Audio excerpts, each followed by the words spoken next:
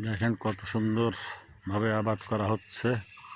সত্য কথা বলতে কি, আমাদের যে প্রাকৃতিক সৌন্দর্য, আমাদের পুরা দেশটাই এরকম, কিন্তু আমরা অযত্নে, অবহেলায়, অত্যাচার করে, জুলুম করে আমরা সে জায়গাগুলোকে নষ্ট করে ফেলি।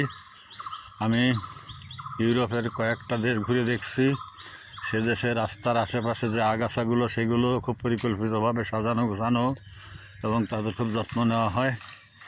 আর আমাদের দেশে বাড়ির আঙ্গিনাও নোংরা করে রাখা হয়, আর বিশ্রীভাবে গাছপালা কেটে ধ্বংস করা হয়। আর ইউরোপে দেখছি, শুনেছি বা দেখছি আমি, যে সেখানে একটা গাছ কাটতে গেলে নিজের গাছ নিজে কাটবেন, তাও কর্তৃপক্ষের অনুমতি নেওয়া লাগে, সিটি কর্পোরেশন